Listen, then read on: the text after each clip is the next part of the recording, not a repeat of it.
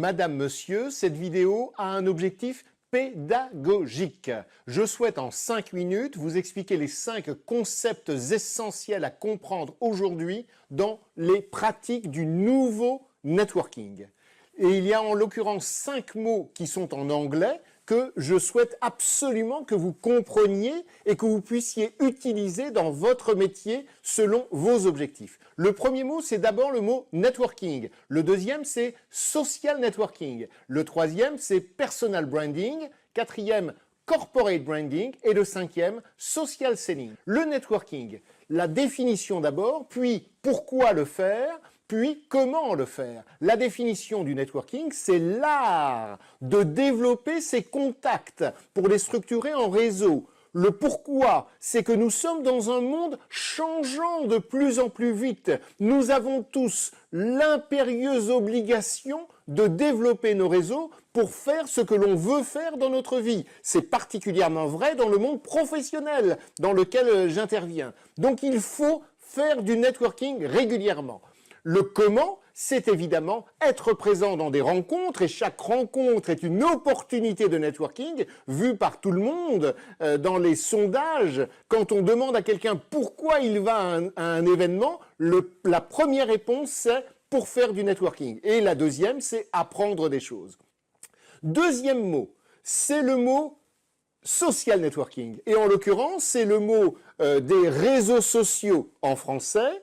C'est un concept brillantissime. La définition, c'est donc la capacité de rentrer en relation avec d'autres personnes grâce à des réseaux sociaux en ligne. Et cela permet l'ouverture vers le networking en ligne. Le networking en réel, qui était vrai depuis que l'homme était organisé en tribus, devient possible maintenant avec des gens dans le monde entier que l'on ne connaissait pas et que l'on peut maintenant aborder grâce aux réseaux sociaux. Donc pourquoi faut-il y aller? C'est parce que les leaders sont dedans et de plus en plus tous ceux qui veulent s'exprimer, c'est un outil d'expression extraordinaire. Pour aller sur les réseaux sociaux, je préconise d'abord LinkedIn et Twitter dans le monde professionnel. Comment y aller? Faire un effort considérable pour comprendre les bonnes pratiques. Ce ne sont pas des outils comme du Word, par exemple, où on peut être compétent, et je le suis sur 10-20% des fonctionnalités de Word. Ici, chaque fois que j'utilise LinkedIn et Twitter, potentiellement, le monde entier peut le voir. Donc, il y a un impact considérable. Donc, pourquoi il faut y aller? Parce que les gens qui nous intéressent y sont. Et comment il faut y aller? En se formant, en comprenant les bonnes pratiques et en les adaptant à notre contexte. Troisième concept que je veux absolument éclairer, c'est le concept du personal branding. Et c'est l'idée, la brand en anglais signifie la marque. Donc la définition, c'est la compréhension que chacun d'entre nous devient une marque en soi. Et on parle même de professional branding. C'est l'idée de marque professionnelle. Donc marque personnelle, chacun d'entre nous, qu'il soit salarié dans une entreprise, qu'il soit indépendant, en fait chaque personne devient avec une valeur considérable sur son marché.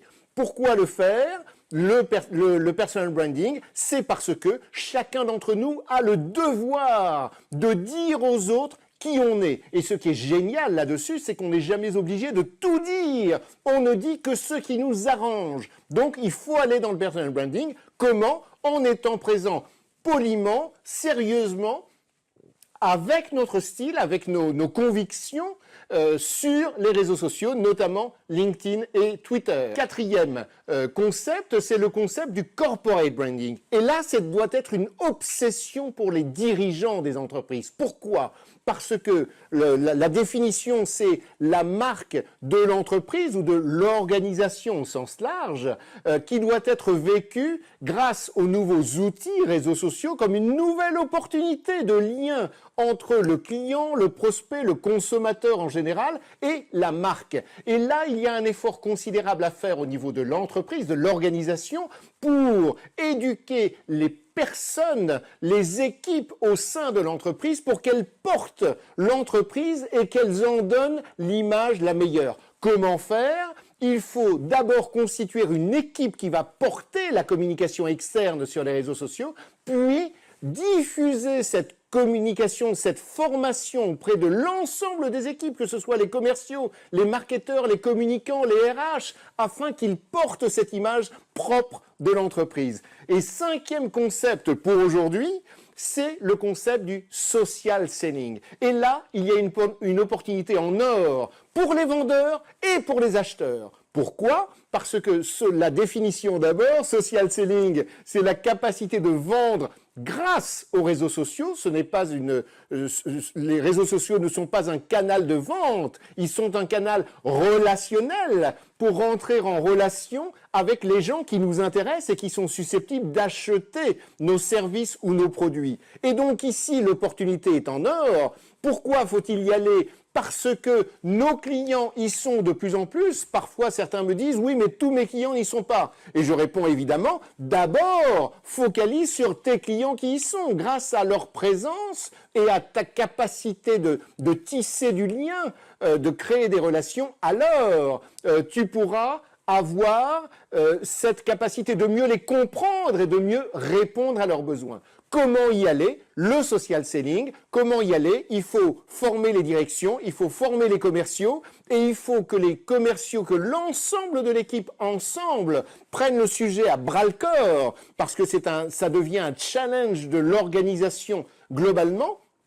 afin d'améliorer l'efficacité, la performance de l'entreprise. Encore quelqu'un tout à l'heure me disait, on ne sait pas trop entre les réseaux sociaux, parce que j'ai animé ce matin des rencontres, on ne sait pas trop entre les réseaux sociaux, sites web, qu'est-ce qui nous apporte le plus en termes de qualité pour avoir des clients. Et ma réponse est de dire que comment le social selling doit être fait, en éduquant les gens, il faut les former, et deuxièmement, globalement, dans l'entreprise, par exemple, les commerciaux et leur direction, décider des facteurs clés de succès qui seront les éléments de mesure entre nous et qui auront un intérêt colossal pour l'organisation globalement et pour chacun des membres de l'équipe. Donc j'espère ici vous avoir éclairé sur ces 5 concepts nouveaux du networking. Je les reprends. Le networking permanent en réel et en ligne, le social networking, la présence active, intelligente, positive, constructive sur les réseaux sociaux,